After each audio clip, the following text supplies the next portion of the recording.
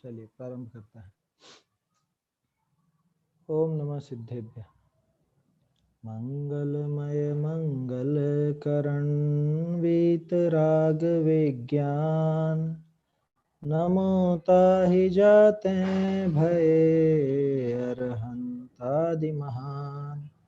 करि मंगल करि हो महाग्रंथ करण को काज, जाते मिले समाज सब पावे निज पद राज।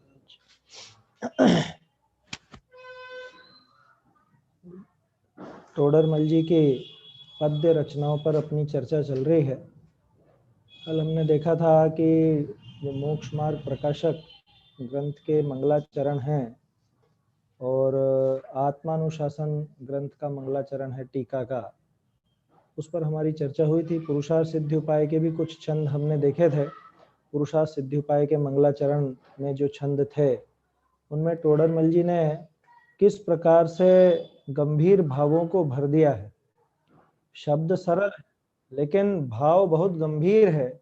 उसके अलावा शब्दों में भी जो एक साहित्य की गरिमा होती है, हिंदी साहित्य की जो समझ लीजिए काव्य कला है, वो काव्य कला भी यहाँ पर बहुत ऊंचे स्तर की नजर आती है। मतलब कोई भी बहुत बड़ा कवि हो, उस कवि के समकक्ष टोडरमल की रचनाएं रखी जा सकती हैं। बहुत ऊंचे स्तर की रचनाएं हैं। कल हमने देखा था पुरुषार्थ सिद्धि उपाय में अलग अलग तरह के छंद थे, 2 अक्षरी छंद थे, गोमूत्रिका छंद था। तो ये सब काव्य की कलाकारी है जो टोडरमल जी को गद्य के साथ साथ पद्य के क्षेत्र में भी बहुत ऊपर ले जाती है। तो ये सारी चीजें हमने कल देखी थी। आज थोड़ा आगे की बात हमको करनी है। पुरुषार्थ सिद्धि उपाय का ही मंगलाचरण है। कल मैंने आप लोगों से कहा था कि ग्रंथ साथ में लेकर बैठेंगे तो आनंद आएगा। तो जिन लोगों के पास ग्रंथ हो उसमें देख सकते हैं, मिलान कर सकते हैं, नहीं तो यहाँ स्क्रीन पर तो आपको अभी दिखाएंगे ही सही। सचिन जी, पुरुषार्थ सिद्धि उपाय भाष्य टीका का जो मंगलाचरण वाला पेज है, हाँ हाँ ठीक है, इसको थोड़ा सा ऊपर कर दीजिए। 5वां और 6ठा छंद अपने को देखना है। ज्यादा ज्यादा ऊंचा हो गया, ज्यादा ऊंचा हो गया। बस बस ठीक है, ठीक है। तो कल हमने देखा था कि कैसे यहाँ पर टोडरमल जी ने अरहंत को, सिद्ध को, जिनवाणी को, देव शास्त्र और गुरु, इन तीनों को नमस्कार किया था शुरू में। और उसके बाद अब आप जो ये 5वां छंद देखेंगे तो ऐसा लगेगा आपको कि टोडरमल जी ने जो मोक्षमार्ग प्रकाशक में 8वें अधिकार का मंगलाचरण नहीं लिखा था, या 7वें अधिकार से भी इसको मिलान करके देख सकते हैं। 7वें और 8वें दोनों अधिकारों की झलक यहाँ पर देखने को मिल जाती है। 7वें अधिकार में निश्चयाभासी, व्यवहाराभासी, उभयाभासी का प्रकरण है और इस छंद में उन तीनों की ही चर्चा है। और वो गड़बड़ क्यों हुई, तो 8वें अधिकार में मिलता हुआ विषय भी इसके अंदर दिख जाता है। मैंने कल भी आपसे कहा था कि मोक्ष मार्ग प्रकाशक और पुरुषार्थ सिद्ध्योपाय की टीका, ये दोनों ग्रंथ साथ साथ चल रहे थे।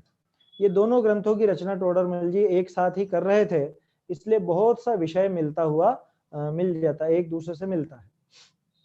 देखते हैं यहाँ पर हम छंद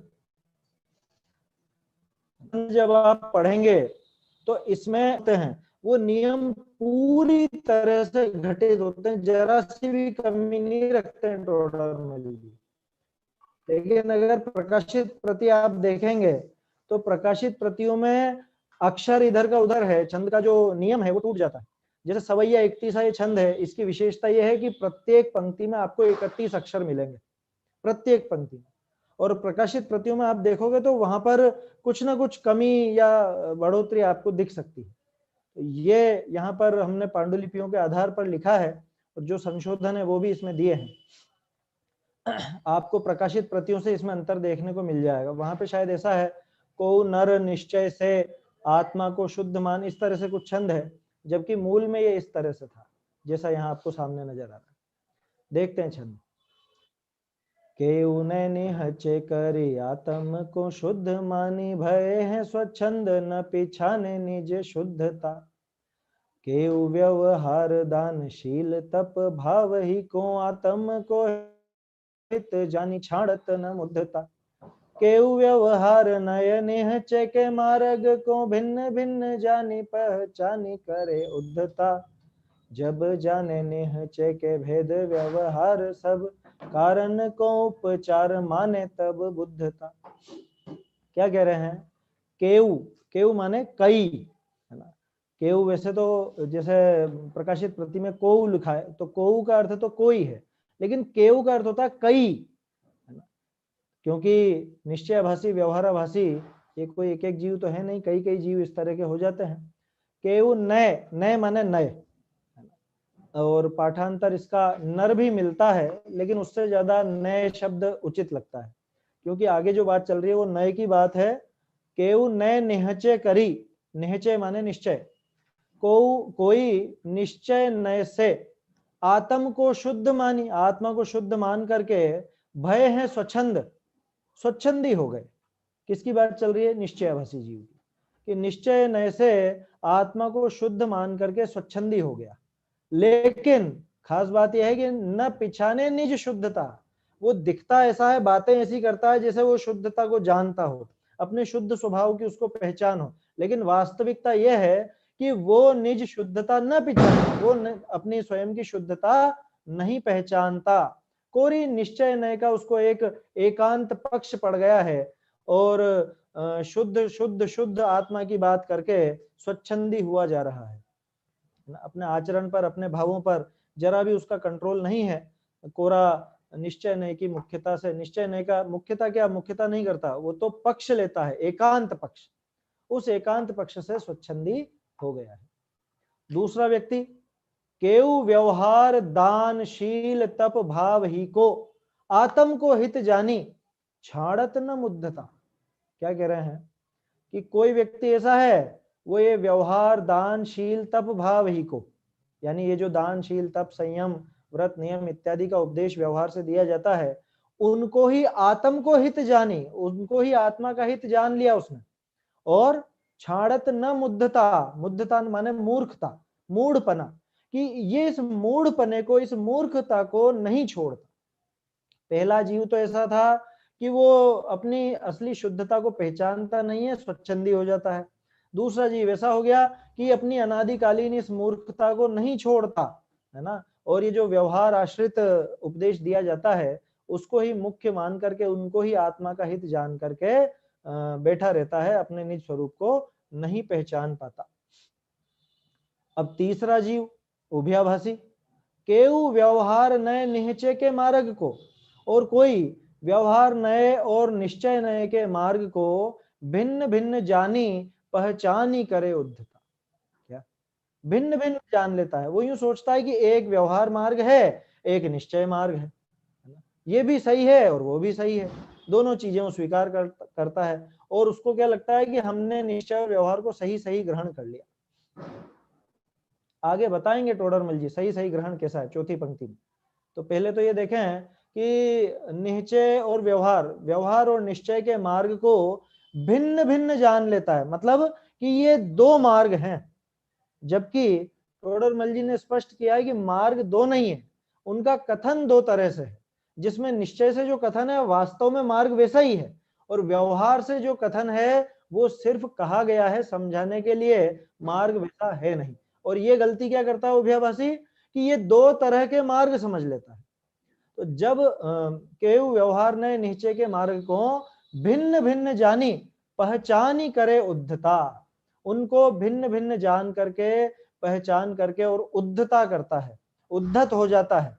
उद्धत हो जाता है माने ऐसे ही उत्साही बना रहता है कि व्यवहार और निश्चय हमने दोनों का ग्रहण कर लिया, जबकि वास्तव में उसे न निश्चय की पहचान है न व्यवहार की पहचान। तो कैसे होता है निश्चय और व्यवहार की पहचान कैसे करें? कब होती है बुद्धता, कब होती है बुद्धिमानी, या कहें कि कब होता है अपना सही सही सम्यक ज्ञान, कि जब जाने निहचे के भेद व्यवहार सब और कारण को उपचार माने तब बुद्धता, तब जाके ये बुद्धता यानी बुद्धिमानी सम्यक ज्ञान तभी आता है। कब? कि जब जाने निहचे के भेद व्यवहार सब, जब निश्चय और व्यवहार के सभी भेदों को जाने और खास चीज ये कारण को उपचार माने, कि जो भी कारण बताए गए हैं व्यवहार में ऐसे कारणों का उपदेश दिया जाता है, उनको उपचार माने, उनको सत्यार्थ नहीं मान लेवे। यानी जैसा टोडरमल जी ने सबसे सटीक परिभाषा बनाई निश्चय और व्यवहार की, यथार्थ निरूपण सो निश्चय और उपचार निरूपण सो व्यवहार।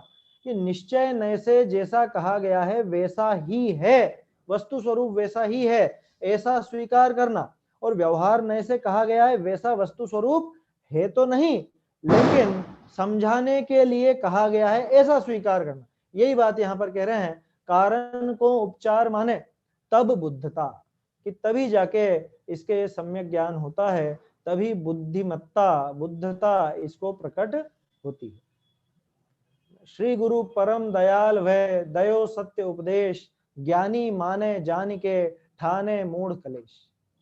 श्री गुरु ने तो परम दयालु होकर के, वह माने होकर के, ये श्री गुरु जो हैं हमारे अमृत चंद्राचार्य जैसे गुरु, कुंदकुंदाचार्य देव जैसे गुरु, उन्होंने परम दयालु होकर के दयो सत्य उपदेश, पूरा सत्य उपदेश दिया है, सच्चा उपदेश दिया है। अब चक्र पड़ता है इसमें कि ज्ञानी माने जान के, ज्ञानी तो उसको जान करके मानता है, जान करके मानता है माने वो बराबर युक्ति तर्क आदि सब प्रमाण लगा करके और स्वानुभव आदि द्वारा प्रमाणित करके उसको जानता है और मानता है, स्वीकार करता है। और मूढ़ व्यक्ति क्या करता है, मूढ़ व्यक्ति ठाने मूढ़ कलेश, और मूढ़ व्यक्ति उसमें कलेश ठानता है, माने उसी में झगड़ा करता है, उसमें ही विपरीत अर्थ निकालता है, आपस में झगड़े की बात बनाता है। जहां निश्चय का कथन हो वहां पे व्यवहार की बात उठाकर ले आता है, जहां व्यवहार की बात चल रही हो वहां पे निश्चय की बात उठाकर ले आता है।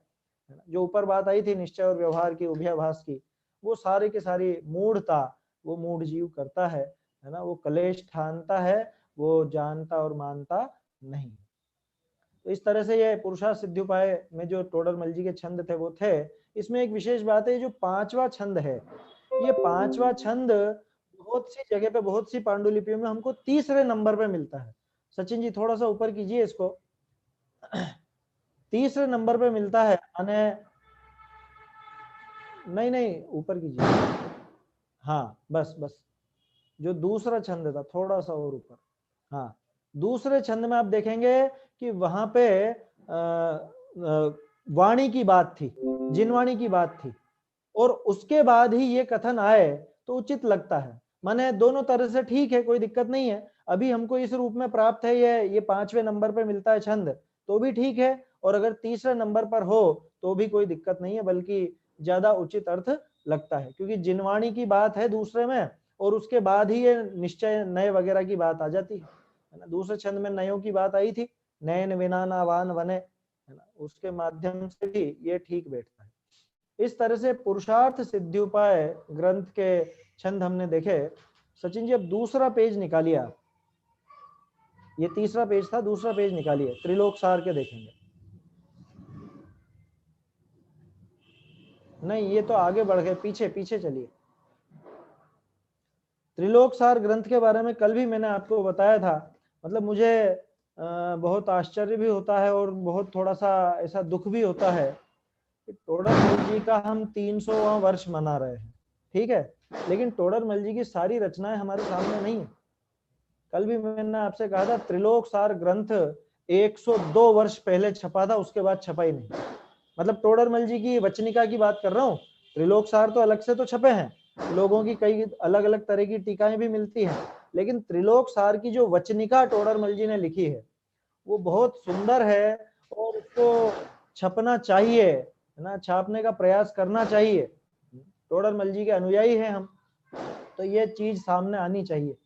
एक छोटा सा प्रकरण मैं आपको बताता हूँ इसका। जैसे त्रिलोक सार की जो वचनिका जहाँ प्रारंभ होती है, शुरू का प्रकरण, जैसा आप लोगों को ध्यान हो तो सम्यक ज्ञान चंद्रिका की पीठिका लिखी हुई है। सचिन जी ये थोड़ा और ऊपर होगा, ये प्रशस्ति है, अपने को मंगलाचरण भी देखना है अभी। बस बस तो मैं क्या बता रहा था कि त्रिलोक सार की जो भाषा टीका जहां प्रारंभ होती है उसकी उत्थानिका में टोडरमल जी ने बहुत सुंदर प्रकरण लिखा है, बिल्कुल सामान्य, अपने समझ में आने जैसा, कर्णनियोग की बात नहीं लिखी, अध्यात्म की बात लिखी। वहां पे उन्होंने सामने वाले व्यक्ति से प्रश्न खड़ा करवाया, मतलब जो टोडरमल जी की शैली है प्रश्नोत्तर की, वहां प्रश्न किया कि भाई तुम तो जीव हो और ये ग्रंथ पुद्गल है, और तुम कहते हो जीव पुद्गल का कार्य कैसे नहीं कर सकता, तो फिर ये तुमने इसकी रचना कैसे की, या तुम इसकी रचना कैसे कर रहे हो, जीव होकर के पुद्गल की रचना कैसे की जा रही है। इतना सुंदर प्रश्न वहां उपस्थित किया। और आप वहां पे टोडरमल जी की मतलब ज्ञान की महिमा देखिए, उन्होंने एक एक चीज को उन्होंने पूरा घटित किया। जैसे जो ग्रंथ है ना, उसमें जो पेज हैं, उसमें जो लिखे जा रहे अक्षर हैं, उसमें जो स्याही इस्तेमाल में आ रही है, जो कलम इस्तेमाल में आ रही है, वो सब किस तरह से इस ग्रंथ की रचना में निमित्त बनते हैं, वहां निमित्त क्या है, उपादान कौन है, उपादेय क्या, ये सब घटित किया। जीव के स्वयं के भाव उस ग्रंथ रचना में निमित्त कैसे बनते हैं, ये पूरी डिटेल टोडरमल जी ने शुरू के प्रकरण में दी है। मूल रूप से वहां से वो पठनीय है। कभी अवसर लगेगा तो उसकी भी चर्चा करेंगे। अभी तो आपको मैंने हिंट दी है, आप लोग ढूंढिए, त्रिलोक सार की भाषा वचनिका उपलब्ध है, 102 साल पहले छपी थी, उसका पीडीएफ उपलब्ध है। हम लोगों ने भी उसकी पीडीएफ ही देखी है। और त्रिलोक सार वचनिका की हमको हस्तलिखित प्रति नहीं मिली, ये मैंने कल भी बताया था आपको। हस्तलिखित प्रति उसकी जयपुर में ही उपलब्ध होगी, जहां पर भी होगी, लेकिन प्रकाशित प्रति के आधार पर ही ये छंद यहाँ पे हमने लिए हैं। देखते हैं इसका। अब यहाँ आप विशेषता देखिए, टोडरमल जी की एक शैली रही है, जब वो मंगलाचरण करते हैं, जैसे हमने देखा था पुरुषार्थ सिद्धिउपाय में देव, शास्त्र और गुरु, इन तीनों को नमस्कार किया था मंगलाचरण में। टोडरमल जी विनय का बहुत ध्यान रखते हैं, बहुत ध्यान रखते हैं विनय का, है ना, और दिखावटी विनय नहीं करते, पूरा उनके हृदय से वो बातें निकलती हैं, तो उनके छंदों में भी वो नजर आती है। यहाँ पे टोडरमल जी पांचों परमेष्ठी को नमस्कार करते हैं, है ना, पांचों परमेष्ठी का, बल्कि अरहंत, सिद्ध, और इनके अलावा मतलब अरहंत, सिद्ध, मुनिराज और शास्त्र, माने सीधे सीधे शब्दों में कहूं तो जिनको हम चार मंगल के नाम से जानते हैं, उनको यहाँ पे नमस्कार किया। ऐसे ही सम्यक ज्ञान चंद्रिका में भी अनेक स्थानों पर नमस्कार किया। आप देखेंगे एक और विशेषता, ग्रंथ का नाम है त्रिलोक सार, और इसके आप जो ये छंद देख रहे होंगे, पांचों छंद, शुरू के 5 छंद, इन पांचों छंद में आपको त्रिलोक त्रिलोक त्रिलोक का शब्द मिलेगा। जैसे पहला छंद देखिए, त्रिभुवन सार अपार गुण, ज्ञायक नायक संत, त्रिभुवन हितकारी नमो श्री अरहंत महंत। पहला शब्द त्रिभुवन, त्रिलोक, है ना। अगला छंद देखिए, उसमें भी 3 भवन। तीसरा छंद देखिए, उसमें भी 3 भुवन तिथि जानिके, फिर उसके बाद भी 3 भुवन मंदिर, 3 भुवन मही, माने त्रिलोक सार ग्रंथ है, तो 3 लोक शब्द का प्रयोग हर छंद में उन्होंने किया। शब्द बदल गए, अर्थ वो ही रहा। इसमें मैं आपका ध्यान दिलाना चाहूंगा, सारे छंद तो अपन नहीं देखेंगे, लेकिन छोटी सी हिंट आपको दे देता हूँ। पहले छंद में अरहंत भगवान को नमस्कार किया है, दूसरे छंद में सिद्धों को नमस्कार किया है, तीसरे छंद में मुनिराज को नमस्कार किया है, साधु को, चौथे छंद में जिनवाणी को नमस्कार किया है, और पांचवें छंद में, अब चूंकि त्रिलोक सार है तो 3 लोक में रचनाओं का वर्णन मुख्य है, तो 3 लोक में जहां जहां अपने चैत्य चैत्यालय हैं, उन सबको भी यहाँ पर नमस्कार किया है। तो टोडरमल जी बहुत विनयवान रहते थे, बहुत विनय करते थे, ये आप देख सकते हैं। मैं इसमें आपको तीसरा और चौथा छंद, इस पर थोड़ा सा अपन अर्थ देखते हैं इसका। 3 भुवन स्थिति जानिके, आप मय होए।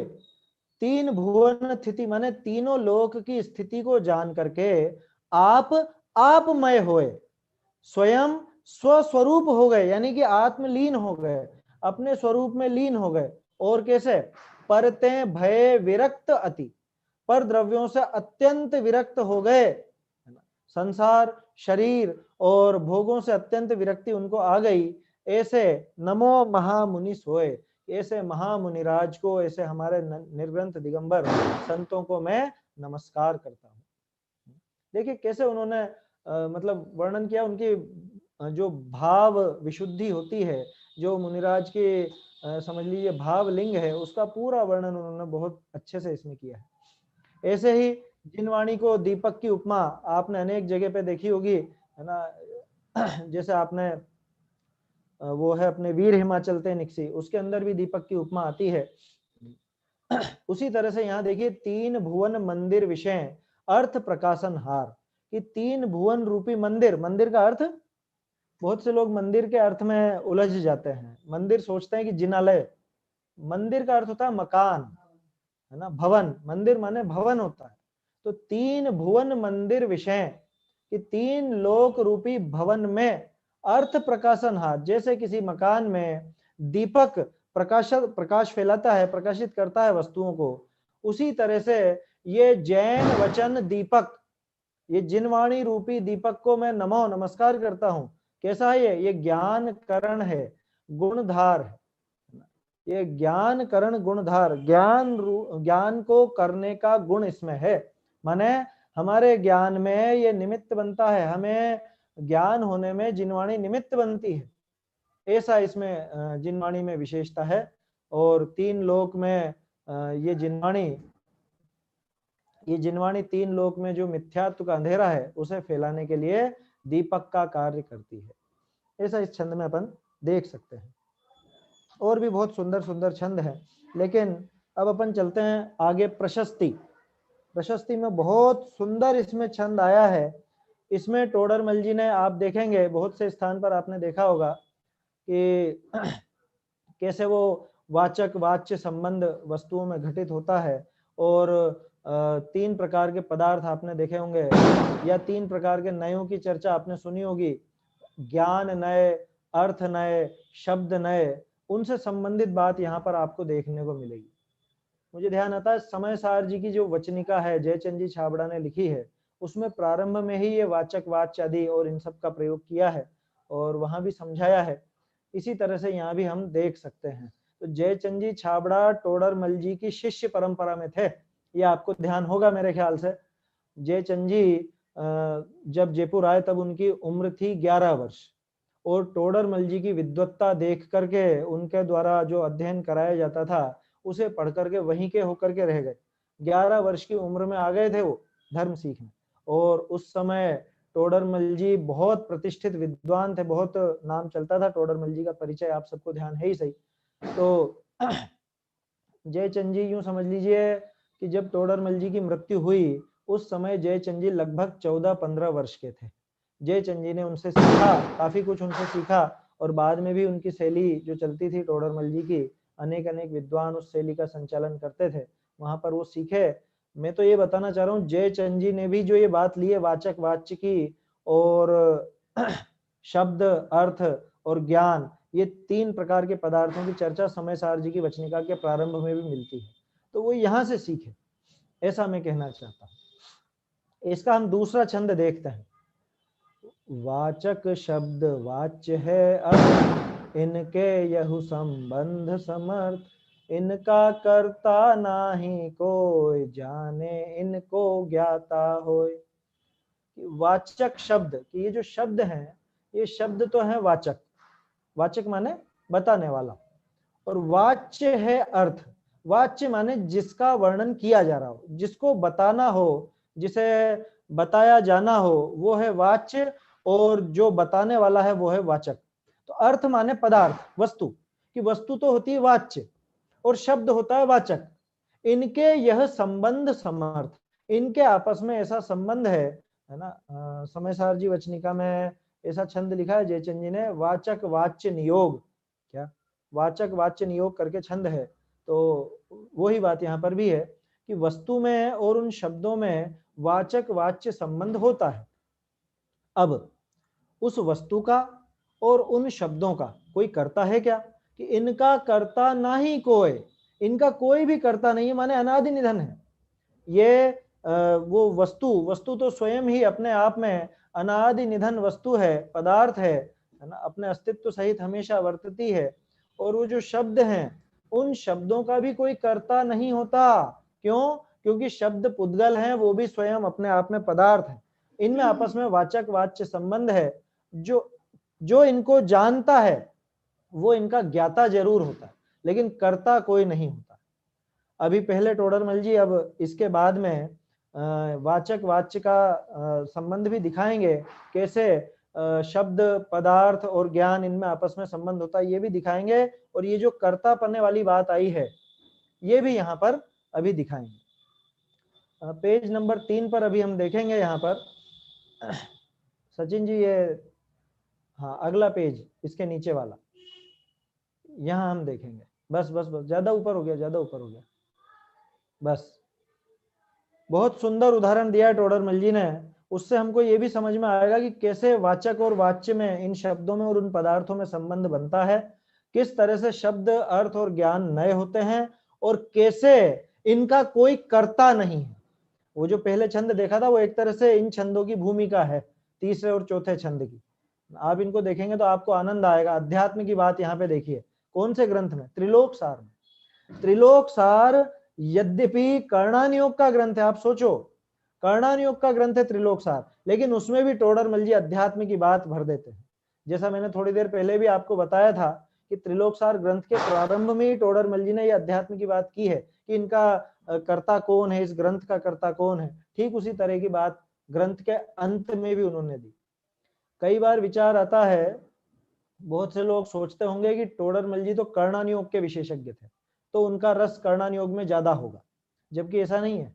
ये सच है कि टोडरमल जी ने कर्णानियोग की महान टीकाएं करी, त्रिलोक सार के ऊपर, गोमट सार जीव कांड, गोमट सार कर्म कांड, लब्धि सार, क्षपणा सार, अर्थ संदृष्टि अधिकार, ये सब टीकाएं टोडरमल जी ने करी हैं। लेकिन इन टीकाओं को भी अगर आप गौर से पढ़ेंगे, देखेंगे, इनका अध्ययन करेंगे, तो पाएंगे कि टोडरमल जी के हृदय में अध्यात्म का स्थान सबसे ऊपर था, और वो कर्णानियोग की बात करते करते भी अध्यात्म उसमें से निकाल लाते थे। तो देखते हैं यहाँ पर इस छंद में भी देखिए आप, पृथ्वी शब्द पृथ्वी अर्थ इनके संबंध ऐसो पृथ्वी शब्द जानने ते पृथ्वी अर्थ जानिए, ऐसे साचे शब्द और साचे अर्थ जग माही तिनके संबंध सो स्वभाव ही ते मानिए। ताते इस ग्रंथ माही जेते शब्द जेते अर्थ तिनको नवीन करता को नाही मानिए, तिनको जो जाने अर भाषे जोरी शब्द निको व्यवहार मात्र सो तो करता पहचानिए। क्या कह रहे हैं? पृथ्वी शब्द कि एक तो ये पृथ्वी शब्द है, प के नीचे ऋषि वाला आधा थ, व में ई की मात्रा, ये तो हुआ पृथ्वी शब्द। ठीक है, जो मैंने कहा ये भी पृथ्वी शब्द है, आपने सुना वो भी पृथ्वी शब्द है। और एक पृथ्वी जिसपे अपने मकान बने हुए, जिसपे हम चलते हैं, वो पृथ्वी अर्थ। ठीक है, अब जैसे मैंने पृथ्वी बोला तो आपके दिमाग में पृथ्वी आया है ना, तो इनके संबंध ऐसो, इस पृथ्वी शब्द और इस पृथ्वी पदार्थ, इनका आपस में कैसा संबंध है कि पृथ्वी शब्द जानने ते पृथ्वी अर्थ जानिए, कि हमने जाना तो क्या था, आपने सुना तो पृथ्वी शब्द है, लेकिन सुनते ही आपके ज्ञान में वो पृथ्वी पदार्थ आ गया, पृथ्वी अर्थ आपने जान लिया कि पदार्थ रूप जो पृथ्वी है उसका ज्ञान इस शब्द रूप पृथ्वी से हमको हो गया। ये उदाहरण समझ में नहीं आया तो दूसरा छोटा सा उदाहरण देता हूं। मैंने कहा गाय, गाय कहते ही आपके दिमाग में गाय का चित्र बनाया नहीं, आपने उस गाय रूपी पदार्थ को जाना या नहीं? ग में आ की मात्रा य ऐसा लिखा हुआ हो, ऐसा लिखा हुआ पढ़ते से ही, या जो मैंने कहा गाय ऐसा शब्द सुनते से ही, इन शब्दों के ज्ञान से उस गाय रूप वस्तु का ज्ञान होता है या नहीं होता है? इनका ऐसा सहज संबंध है। तो ऐसे साचे शब्द और साचे अर्थ जग माही, जगत में इस तरह के सच्चे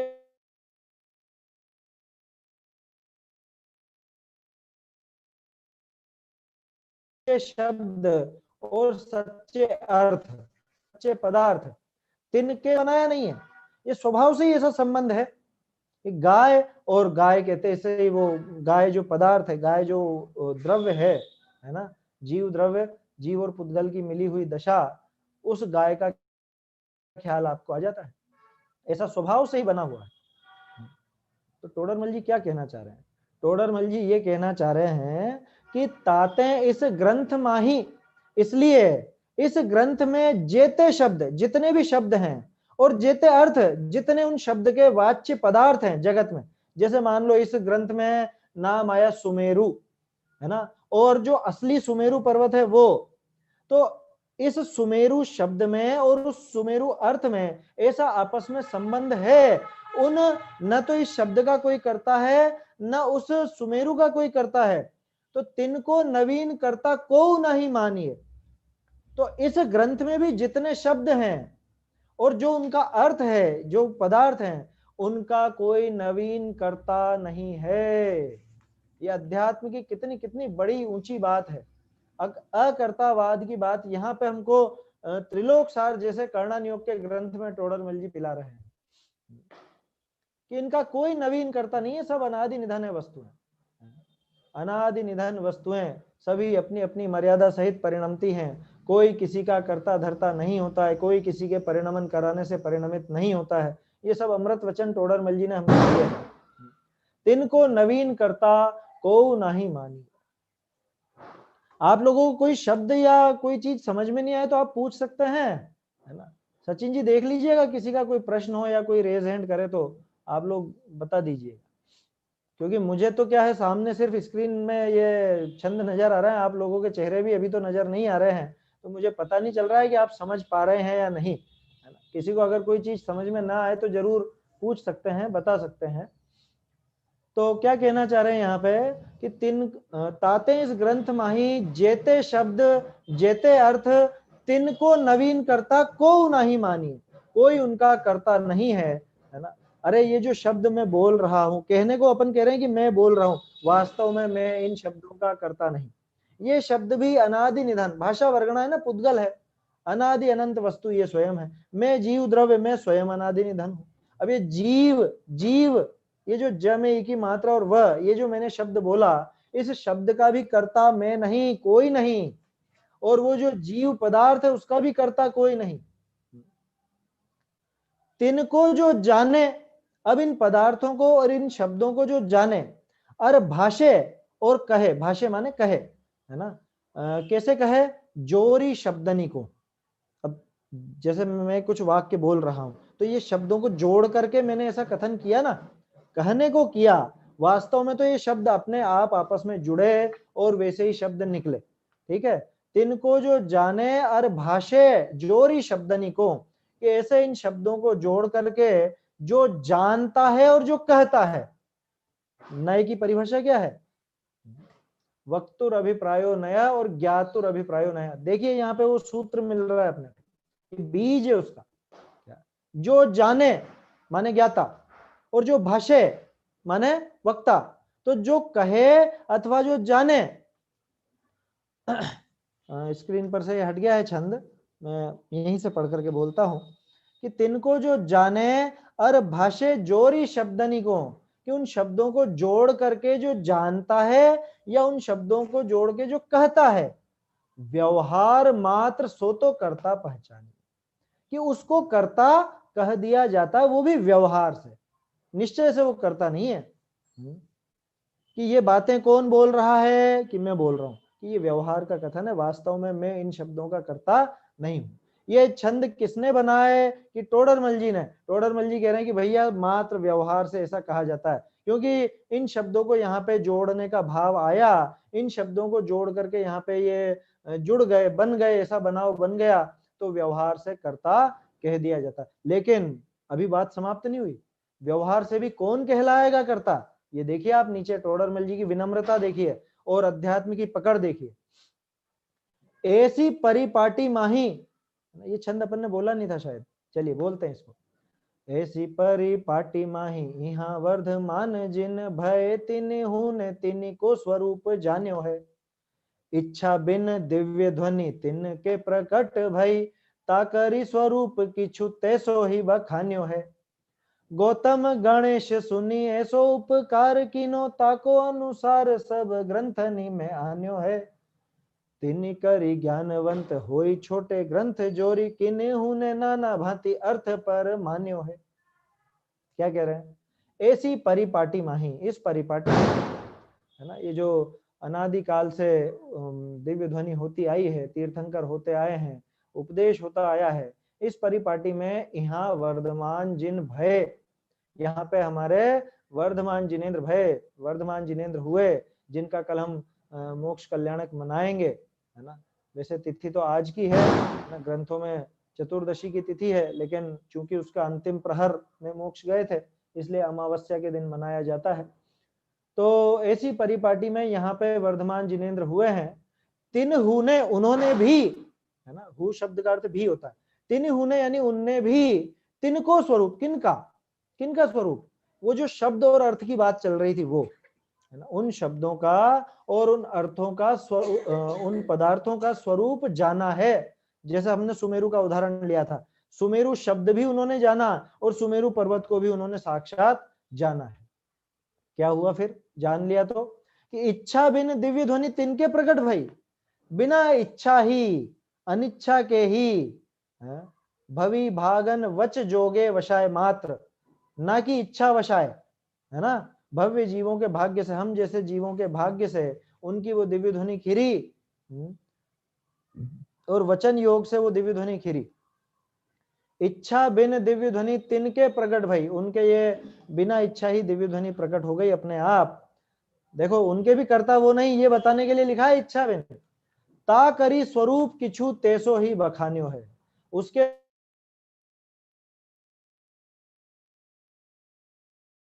द्वारा उसका स्वरूप पदार्थ है वैसा का वैसा। क्या हुआ कि गौतम गणेश, गौतम गणेश, गणेश माने गणधर, जो गण के ईश हो, जो गण को धरें, वो गणधर, वो गणेश, है ना, वो गणेश नहीं, वो जैसा चित्र बना दिया जाता है और बहुत से लोग पूजा करते हैं उसकी, वो वाली बात नहीं। गौतम गणेश माने गौतम गणधर। तो गौतम गणेश सुनी ऐसो उपकार कीनो, गौतम गणधर ने उनकी दिव्य ध्वनि सुन करके ऐसो उपकार कीनो, ऐसा उपकार किया। कैसा, कि ताको अनुसार सब ग्रंथनि में आन्यो है, सारे ग्रंथों में जो भी बाद में शास्त्र बने हैं वो गौतम स्वामी के अनुसार ही बने हैं। जो भी आचार्यों ने, कुंद कुंद आदि आचार्यों ने जो ग्रंथ बनाए वो सब गौतम स्वामी के अनुसार, उनके द्वारा बताए हुए उपदेश के अनुसार ही उन शास्त्रों में वो सारा वर्णन आया है। उन शास्त्रों से तिन करी ज्ञानवंत होई छोटे ग्रंथ जोरी, उन ग्रंथों के द्वारा ज्ञानवंत होकर के, ज्ञानी होकर के, और छोटे ग्रंथ जोरी किन्हीं हुने, कि किन्हीं किन्हीं जीवों ने उनसे ज्ञानवान होकर के छोटे छोटे ग्रंथ जोड़ करके नाना भांति अर्थ परमान्यो है, नाना प्रकार से अलग अलग कथन पद्धति से, तरह तरह के नयों से, अपेक्षाओं से, विवक्षाओं से अर्थ परमान्यो है, अर्थ की प्रामाणिकता की है, उस पदार्थ का वर्णन किया है, प्रामाणिक रूप से वर्णन किया है और उसको प्रमाणित किया है शब्दों के द्वारा, ज्ञान के द्वारा। और वो शब्द और ज्ञान उस पदार्थ के अनुसार ही चलते हैं, इसलिए प्रामाणिक होते हैं। तो देखिए आप कितने सुंदर छंद हैं और कितने यहाँ पे सुंदरता से वर्णन किया है। 2 मिनट इसको हटा दीजिए पेज को, अब पेज भी बदलेगा। तो इस तरह से हम देखते हैं कि त्रिलोक सार, जो कि कर्णानियोग का मुख्य ग्रंथ है, एक प्रमुख ग्रंथ है, उस त्रिलोक सार की टीका में भी टोडरमल जी साहब अध्यात्म का पुट दे देते हैं, उसमें से भी अध्यात्म निकाल लेते हैं, बता देते हैं, समझा देते हैं अच्छे से। तो हमें ये टोडरमल जी के ज्ञान की महिमा आनी चाहिए, टोडरमल जी की विशेषज्ञता नजर आनी चाहिए। आगे देखते हैं अपन। अब जो सबसे ज्यादा छंद मिलते हैं, सबसे ज्यादा पद्य हमको मिलते हैं टोडरमल जी के लिखे हुए, वो मिलते हैं सम्यक ज्ञान चंद्रिका की टीका। सम्यक ज्ञान चंद्रिका, अब क्या था असल में, पहले तो टोडरमल जी सिर्फ, थोड़ा सा परिचय मैं आपको देता हूँ, टोडरमल जी पहले सिर्फ गोमटसार जीव कांड, गोमटसार कर्म कांड की टीका लिख रहे थे। लेकिन जब वो लिखा उन्होंने और लिखने के बाद पूरा हुआ तो उसकी प्रशस्तियां अलग अलग भी लिख दी। उसके बाद उनको विचार आया कि लब्धिसार ग्रंथ भी मिलता जुलता है, उसकी टीका लिखी जाए। तो लब्धिसार ग्रंथ की भी टीका करी, क्षपणासार ग्रंथ की भी टीका करी। फिर उनको लगा कि ये आपस में पूर्व पर इनका बहुत अच्छा संयोग है, इनको समझने के लिए अगर साथ में ही क्षपणासार, साथ में ही लब्धिसार ग्रंथ देखा जाए तो गोमटसार ग्रंथ विशेष समझ में आता है। तो उन्होंने उन सब टीकाओं को मिला दिया। ये खुद टोडरमल जी ने लिखा है, प्रशस्ति में लिखा है ऐसा, उनको मिला करके एक नाम दे दिया सम्यक ज्ञान चंद्रिका। आया समझ में? सम्यक ज्ञान चंद्रिका अलग से कोई ग्रंथ नहीं है। सम्यक ज्ञान चंद्रिका इन सब ग्रंथों की टीका का एक नाम है। ग्रंथ अलग अलग है। गोमटसार जीव कांड अलग है, गोमटसार कर्म कांड अलग है, लब्धिसार अलग है, क्षपणासार भी अलग है। आया समझ में? क्षपणासार किनका है? क्षपणासार चामुंड राय का है। आया समझ में? और इधर ये गोमटसार जो है या लब्धिसार है ये सब, और त्रिलोकसार भी ये अपने नेमी चंद्राचार्य के हैं। तो ये उसमें अंतर है। तो मैं क्या कह रहा था, इन सबको मिला करके उन्होंने ये टीका को सम्यक ज्ञान चंद्रिका नाम दिया, और साथ में नोट्स भी दिए। अर्थ संदृष्टि अधिकार टोडरमल जी के नोट्स हैं, सूत्र हैं, वो एक तरह से क्या कहें अपन, फॉर्मूला हैं, तरह तरह के फॉर्मूला उन्होंने दिए जिससे कि हम ये चीजें समझ सके। गोमट सार की टीका में जो कर्णानियोग की बातें हैं, गणित का विषय है, उस गणित के विषय को समझने के लिए उन्होंने नोट्स तैयार किए जिसको अर्थ संदृष्टि नाम दिया। तो ये सब सम्यक ज्ञान चंद्रिका है। अब फिर जब इन्होंने मिला दिया तब क्या किया कि सम्यक ज्ञान चंद्रिका का अलग से मंगलाचरण लिखा। पहले तो उन ग्रंथों का सबका अलग अलग लिखा ही था, लेकिन जब मिला दिया तो उसका अलग से मंगलाचरण भी लिखा और उसकी बहुत विस्तृत प्रशस्ति लिखी। आपको जान के आश्चर्य होगा, टोडरमल जी ने सम्यक ज्ञान चंद्रिका की प्रशस्ति पूरी 63 छंदों में लिखी। 63 छंदों। जो मैंने आपसे कहा था कि 226 छंद टोटल टोडरमल जी के मिलते हैं पद्य रचनाएं। तो अब आप थोड़ी सी गिनती लगाइए। मोक्षमा प्रकाशक के 9 छंद है ना, उसके बाद आप देखिए आत्मानुशासन के 2 छंद, 9 और 2 11, पुरुषार्थ सिद्धिउपाय टीका के 6 छंद, 11 और 6 17, और त्रिलोकसार टीका में देखें तो 9 और 4 13, तो 30 छंद होते हैं। 226 में से 30 छंद हैं जो 4 ग्रंथों के मिलते हैं, और अकेला सम्यक ज्ञान चंद्रिका को देखें तो बाकी के जितने भी छंद हैं 196 छंद, 196 में से आप ये हटा दीजिए जो गोमटसार की पूजा है ना, पूजा एक अलग ही चीज है। वैसे तो सम्यक ज्ञान चंद्रिका पूरी करने के बाद उन्होंने वो पूजा भी उसी में जोड़ी थी, तो उसका अंश माने चाहे अलग माने, लेकिन पूजा के छंदों को हटा दें तो लगभग 150 छंद सम्यक ज्ञान चंद्रिका की टीका के प्रारंभ में, बीच में हर एक अधिकार के मंगलाचरण में और प्रशस्ति में अपने को मिलते हैं, जिनमें से 63 छंद तो अकेले प्रशस्ति में मिलते हैं और बहुत सुंदर सुंदर छंद है। देखते हैं अपन। तो ये सम्यक ज्ञान चंद्रिका का थोड़ा सा परिचय मैंने आपको दिया है। एक और चीज कहना चाहूंगा, सम्यक ज्ञान चंद्रिका की जो पीठिका है, पीठिका जिसमें स्वाध्याय की बहुत जबरदस्त प्रेरणा दी गई है, वो आप सबको पढ़ने योग्य है। जिन लोगों ने नहीं पढ़ी हो, बहुत उसको जल्दी से जल्दी आप पढ़ें, ऐसा मेरा भाव है।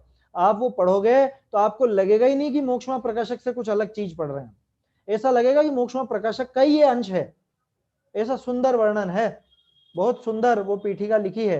अर्थ के पक्षपाती को समझाया है, काम भोग के पक्षपाती को समझाया है, कर्णानियोग के पक्षपाती, चरणानियोग के पक्षपाती, द्रव्यानियोग के पक्षपाती, प्रथमानियोग के पक्षपाती, हर एक पक्षपाती को उन्होंने समझाया है, शास्त्र स्वाध्याय की प्रेरणा दी, बहुत अच्छी प्रेरणा दी है। आप सबको पढ़ना चाहिए। वो पीठिका लगभग 16 पेज में प्रकाशित है, तो आप वो पढ़ सकते हैं, मिल जाएगी आपको। सम्यक ज्ञान चंद्रिका जहां से भी प्रकाशित है उसके प्रारंभ में वो पीठिका दी गई है। चलिए, तो अब हम देखते हैं सम्यक ज्ञान चंद्रिका के मंगलाचरण वगैरह के छंद। सचिन जी, ये इसको पेज नंबर 4 आप लगाइए।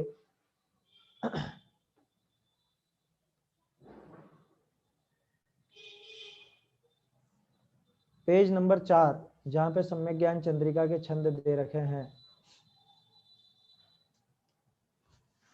शुरुआत में ही आपको टोडरमल जी की कलाकारी दिखेगी, उसमें कैसे एक ही छंद में 2 तरह के उन्होंने भाव भर दिए हैं, ये इसमें नजर आएगा हमको।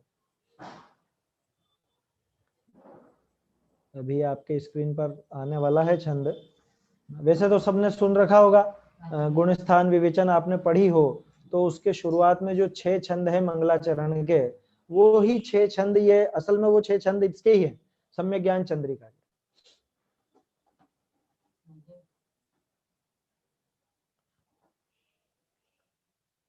अच्छा, ये इधर आ गया, मैं दूसरी जगह देख रहा था, मुझे नजर नहीं आया। पेज नंबर 4 ऊपर ही ऊपर, बस बस बस, वंदो ज्ञानानंद कर नेमि चंद गुण कंद, माधव वंदित विमल पद, पुण्य पयो निधि नंद। देखिए, देखने में छंद बिल्कुल सीधा सा नजर आता है क्या? वंदो ज्ञानानंद कर के ज्ञान और आनंद के करने वाले जो नेमि चंद्र आचार्य हैं उनको मैं नमस्कार करता हूँ। माधव वंदित विमल पद कि जो माधव के द्वारा वंदित है। माधव भट्ट उनके शिष्य का नाम था, नेमि चंद्राचार्य का। आप लोगों ने अगर परिचय पढ़ा हो तो उसमें माधव चंद्र आचार्य, माधव चंद्र का भी नाम आता है। तो वो माधव से वंदित ऐसे विमल पद धारण करने वाले पुण्य पयो निधि नंद। मनीष जी, वैसा भी किसी का रेज हैंड हुआ है, शायद कोई प्रश्न है क्या? मोक्षिल कोटड़िया, मोक्षिल कोटड़िया, कोई प्रश्न हो तो आप पूछ सकते हैं। जी जी कुछ पूछना? हाँ, आपने अभी जो दो नाम कहे वो रिपीट करिए।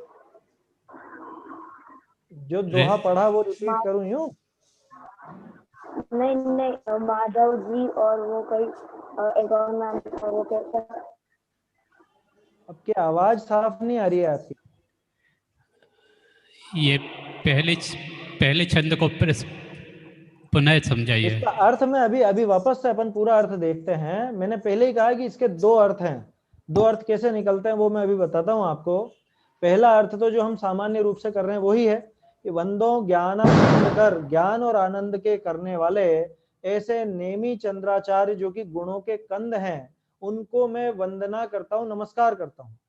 और वो कैसे हैं कि वो माधव वंदित हैं, है ना, अथवा जिनके विमल पद माधव के द्वारा वंदित हैं, जिनके विमल चरण, नेमि चंद्राचार्य के विमल चरण, निर्मल चरण माधव चंद्र के द्वारा वंदित हैं। और जो पुण्य पयो निधि नंद, पुण्य रूपी समुद्र को बढ़ाने वाले हैं। नंद माने बढ़ाने वाला, नंदन होता है ना, तो पुण्य पयो निधि नंद। अब इसका दूसरा अर्थ क्या है? दूसरा अर्थ आप देखिए, नेमिनाथ जी को इस सम्यक ज्ञान चंद्रिका में बहुत जगह पे नमस्कार किया है। नेमिनाथ अपने जो 22वें तीर्थंकर हैं। तो वंदो ज्ञानानंद कर, ज्ञान और आनंद को करने वाले नेमिनाथ भगवान को, जो कि अनंत गुणों के कंद हैं, उनको मैं नमस्कार करता हूं।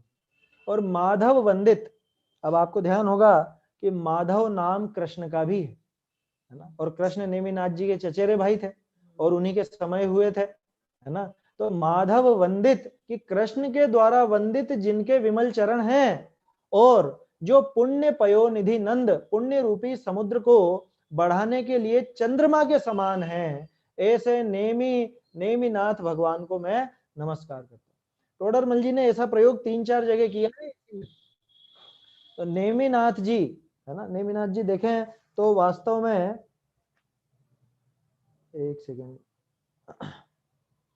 हाँ मुझे ऐसा लग रहा था शायद त्रिलोक सार में भी ऐसा दिया था। त्रिलोक सार में ऐसा नहीं है, लेकिन यहाँ पे है। सम्यक ज्ञान चंद्रिका में 3-4 जगह पर ऐसा प्रयोग किया है कि जिसमें एक अर्थ तो नेमि चंद्राचार्य का निकलता है और एक अर्थ नेमिनाथ भगवान का निकलता है, और वो पूरी तरह से वैसा घटित भी होता है। तो आप देख सकते हैं पहले ही छंद में टोडरमल जी ने यहाँ कलाकारी दिखाई है ना। एक ही लाइन से, एक ही शब्द से दो दो अर्थ निकाले हैं। इसको श्लेष अलंकार कहा जाता है। शब्द एक लिखा लेकिन उसके अर्थ दो निकलते हैं। तो यमक और श्लेष का बहुत प्रयोग किया है टोडरमल जी ने। इसी तरह से आगे आप देख सकते हैं, थोड़ा सा नीचे कीजिए भाई साहब इसको, है ना। फिर अरहंतों को नमस्कार किया सामान्य रूप से दूसरे छंद में। फिर तीसरे छंद में सिद्धों को नमस्कार किया है। उसके बाद चौथे छंद में जिनवाणी को नमस्कार किया है। जैनी वाणी विविध विधि, है ना। मैं तो, जो अगर बच्चे कोई देख रहे हो और उनके हिंदी में अलंकार वगैरह आते हो तो आप लोग ये उदाहरण लिख सकते हैं, कोई मना नहीं कर सकता।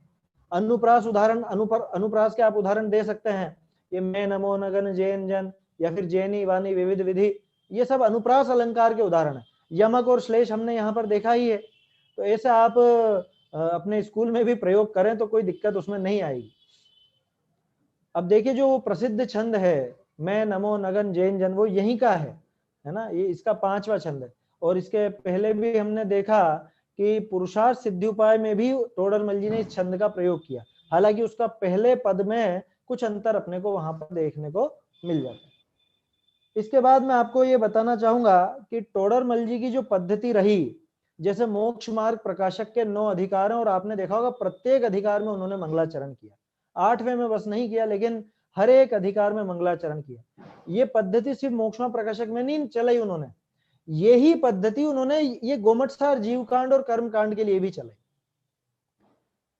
तो गोमटसार जीव कांड में पूरे 22 अधिकार हैं और हर अधिकार में टोडरमल जी ने मंगलाचरण दिया।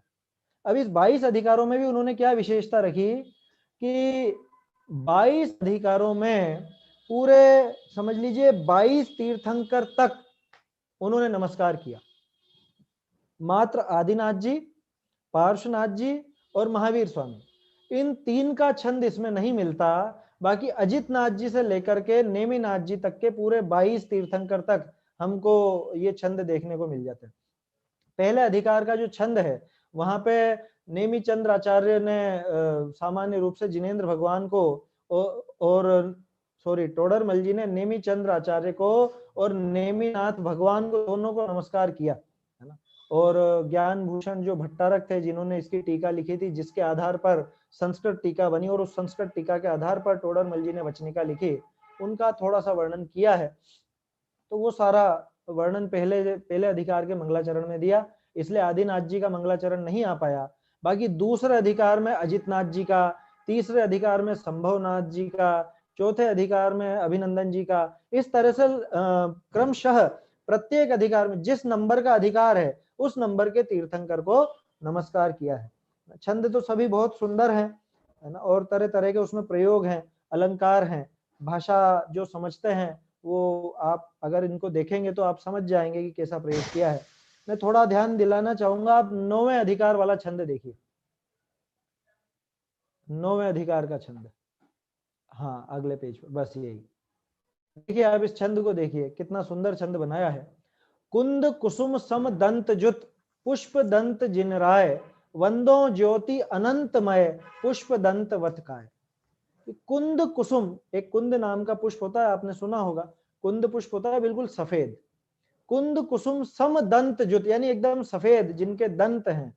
कुंद कुसुम ये हो गया पुष्प और ये हो गए दंत, तो ऐसे बिल्कुल सफेद, जिनके चमकदार सफेद दांत हैं, ऐसे दंत युक्त, ये भी एक प्रकार है भगवान की स्तुति करने का, वर्णन करने का।